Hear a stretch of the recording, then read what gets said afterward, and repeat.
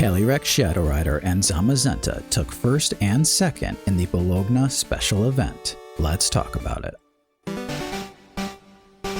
Hello everyone, this is VGC Mike back again for more Regulation I content. Today we'll be talking about the top 8 teams of the Bologna special event. We'll also do a general overview of the tournament, talking about which Pokemon did good, which Pokemon did bad, what pairings are working, and which ones are struggling at the moment.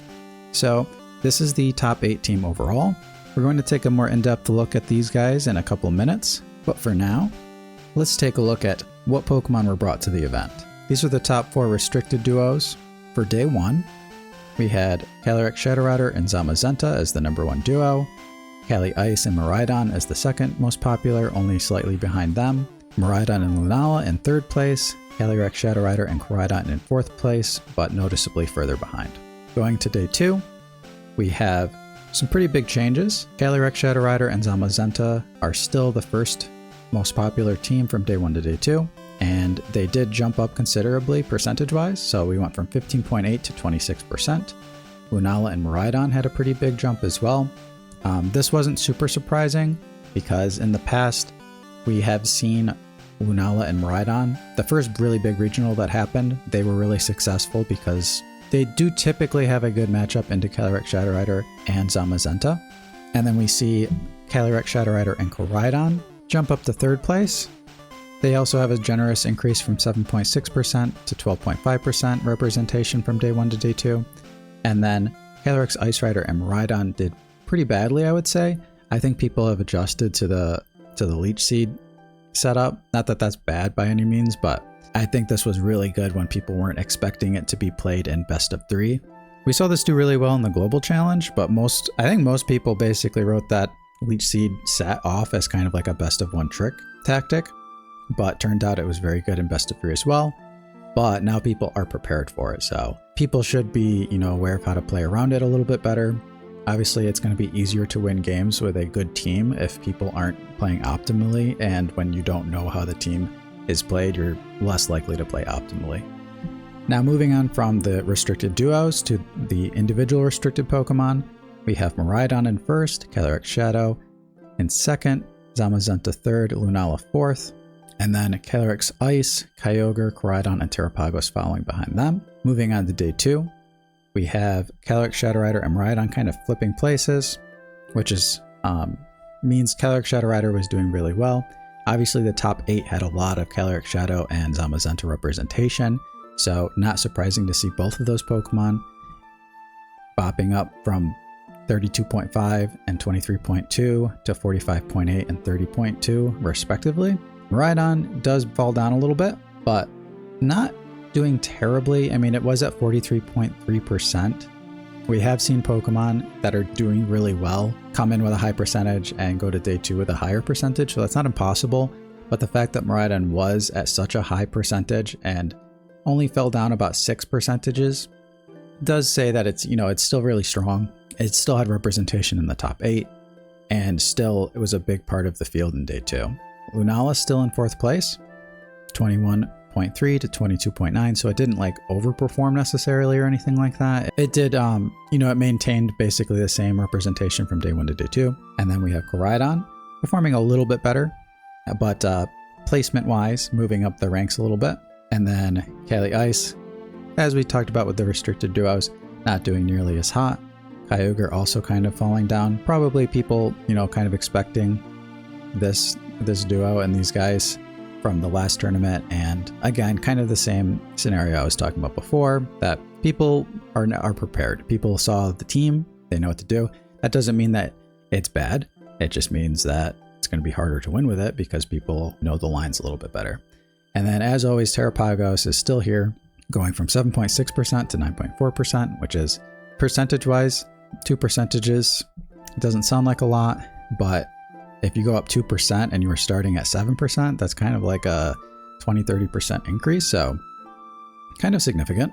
And then this, like I've said before, I wouldn't put too much stock in these numbers here because a lot of these Pokemon are very heavily associated with certain archetypes, like Ursaluna, for example. If you see Ursaluna's number changing from day 1 to day 2, that has less to do with Ursaluna as a Pokemon usually and more to do with how that archetype's doing. So Ursaluna is very much associated with that Lunala Miraidon wide guard team. So if you're seeing Ursaluna there, that's basically just representing that one archetype. There are some kind of general things we can look at. Grimmsnarl moving from 22.4 to 14.6 is really nice to see, just because Grimmsnarl is very annoying due to Thunderwave. I like Grimmsnarl still. I use him myself time to time, but the teams that just purely relied on Thunderwave definitely made the game pretty unhealthy, I would say. Can't really knock him for it because it is a thing. It is a strategy, and I mean, I was using Terrapagos recently, and a Pokemon like Terrapagos, getting a Thunderwave or two, or getting a full paralysis once or twice can actually be really significant, especially if it's on a turn where you're trying to like protect and bring someone else in to like use Fake Out or something like that. So it can actually be, as cheesy as it sounds, optimal to just spam Thunderwave and wait for your full paralyses, which you will get eventually, but it is very annoying and is not really how we would like to play Pokemon overall. So glad to see him moving down a little bit. Other than that, we see Amoonguss going from 20 to 30, which I think is kind of relevant, especially since in the last major regional I was covering on the channel, Amoonguss was on like every team. So interesting that he was kind of lower, but maybe people thought they would bring Amoonguss counters, and apparently the Amoonguss counters did not perform super well. But let's move over to our top 8 teams. This is probably going to go a little quicker than normal because we have so many teams that are very similar. So our first place team is Calyrex, Shadow Rider, and Zamazenta. The Calyrex Shadow Rider does have Life Orb, which is definitely notable. Usually you're going to see Focus Sash or Life Orb, but Focus Sash is really common. One of the reasons we're seeing Life Orb is probably because the Chimpao has the Focus Sash, though these two can kind of flip-flop which one has the Focus Sash and which one has the Life Orb, so you could just have easily have decided to run Focus Sash on Calyrex Shadow Rider and put the Life Orb on Chimpao. So I think this setup, you're going to see a lot of these in the top 8. For me, the way that this team has adjusted is basically saying I'm sick of losing to Miraidon.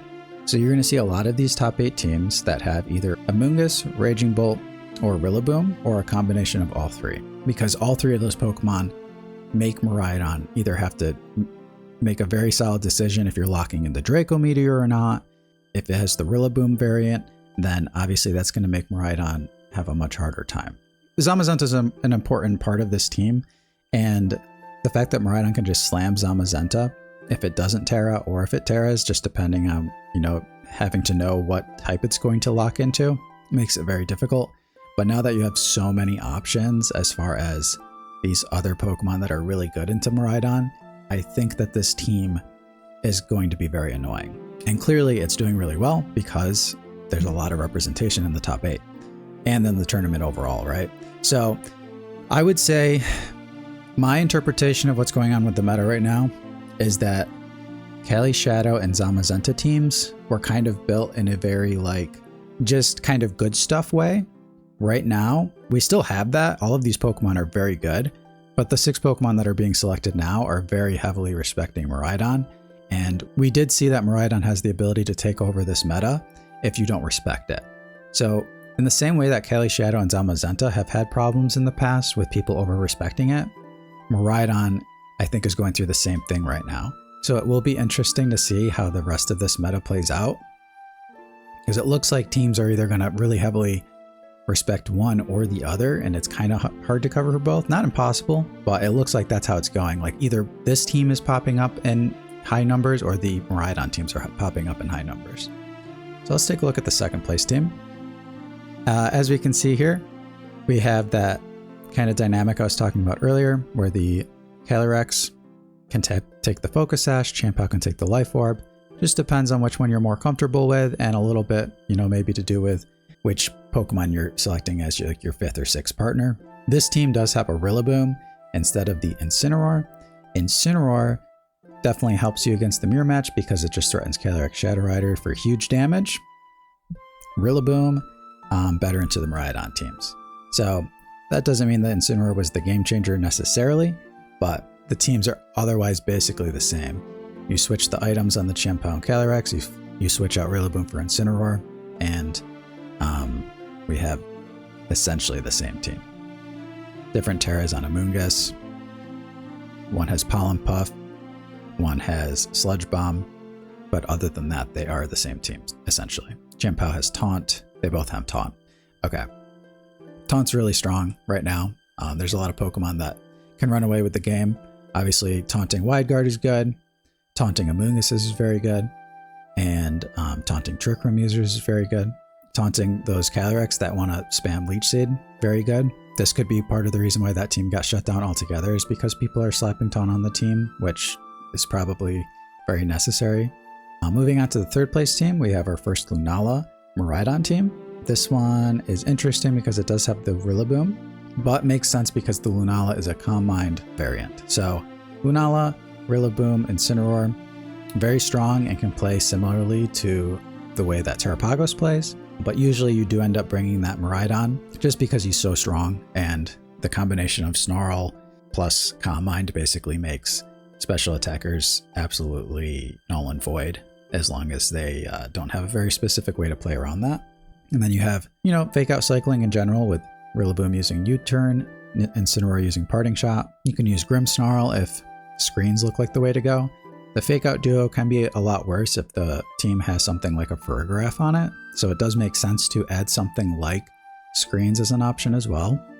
And then you have Ogerpon, mostly for Follow Me, but if you don't need to Terra your Lunala, then you have this really strong potential physical attacker in Ogerpon Hearthfame. And if you use his Terra, he's just going to get a huge boost. And then that scary aspect of the Ivy Cudgel being able to crit makes it so he can just do an insane amount of damage. Terra boosted Ogerpon Fire using Ivy Cudgel with a crit is just probably going to knock out anything it doesn't resist it. So very solid. Obviously I featured Calm Mind Lunala on the team very heavily at certain points, so I'm a big fan.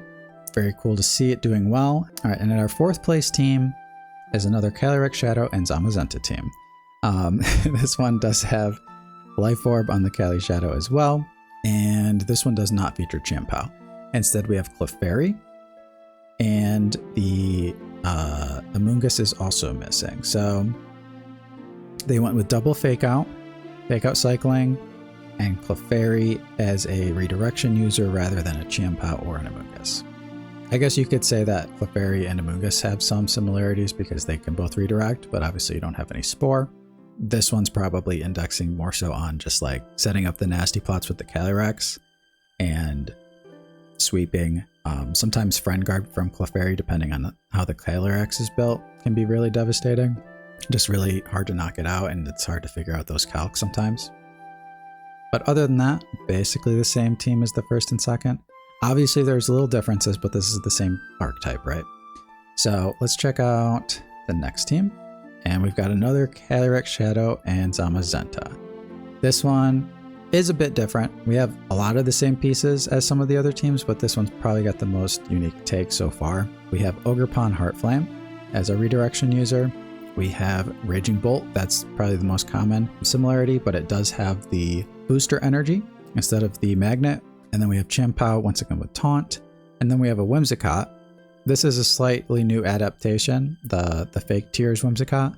We actually saw this win a pretty big tournament for Victory Road this month. Didn't cover that tournament on the channel, but definitely this was one of the adaptations from that tournament, basically.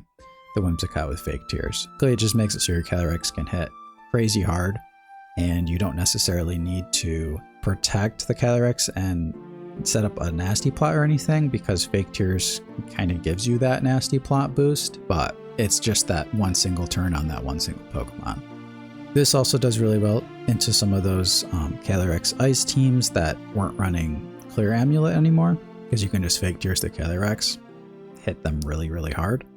And then with the Whimsicott and Calyrex Shadow Rider, you have fake out immunity on both of them since Whimsicott has the Covert Cloak. So kind of a scary lead if you don't have something prepped for it properly. All right, moving over to our 6th place team. This might be biased because obviously I do favor Terrapagos pretty heavily on this channel, but I think objectively it's still probably the most interesting team in the top 8 because it's a new archetype we're looking at here. Terrapagos and Miraidon.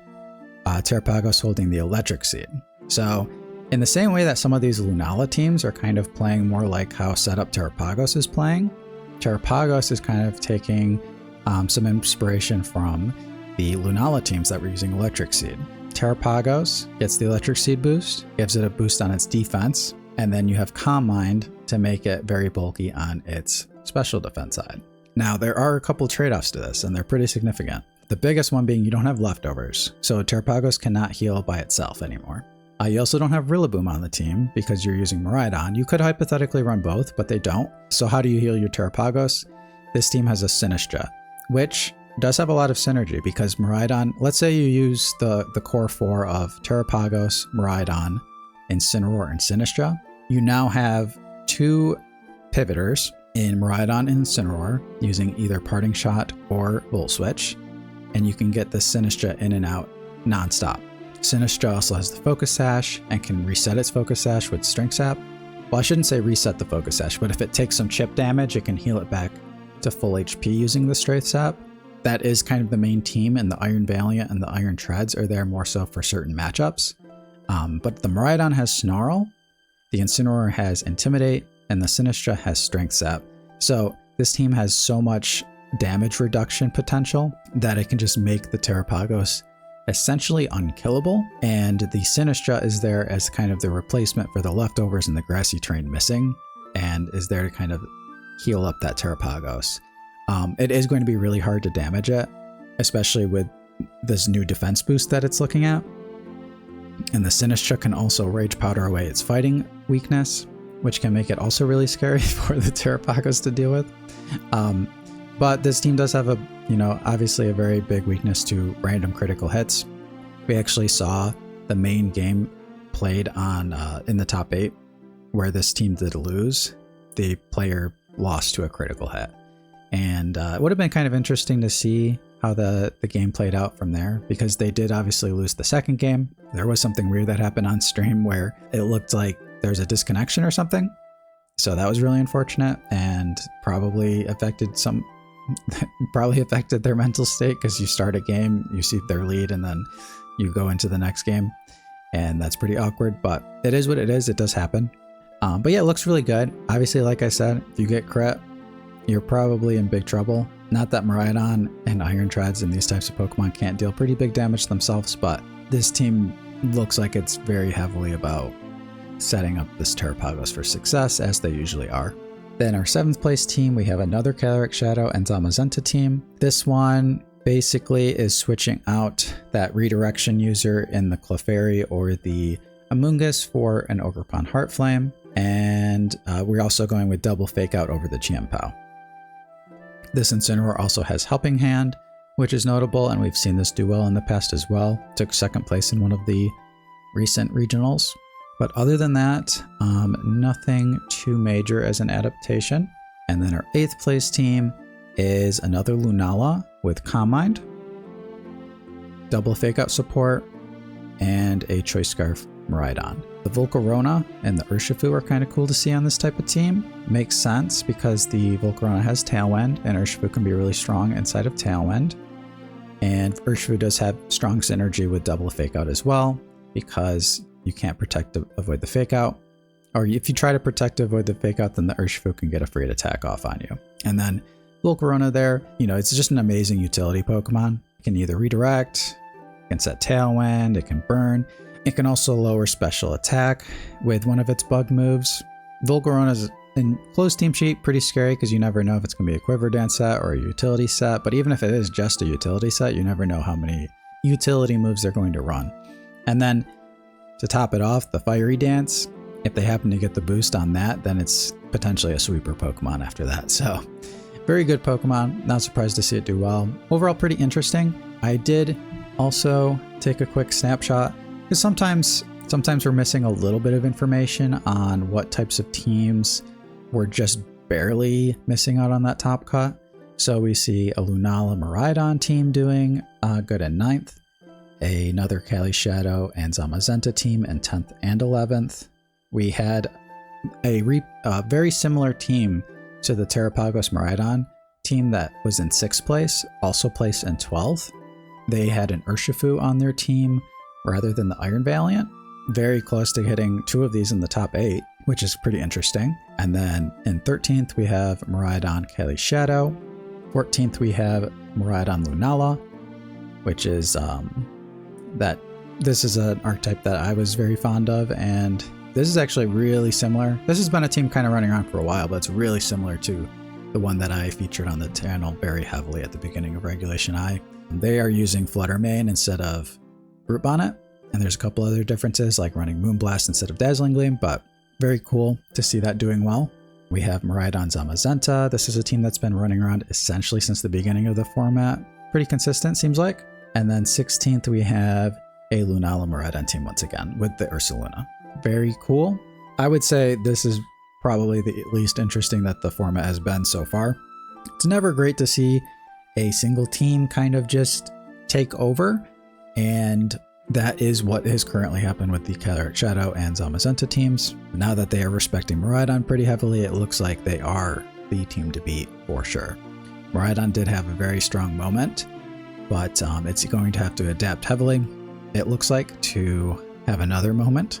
It only takes one team to kind of crack the code, but that's going to be it for this video, guys. Until next time, happy battling.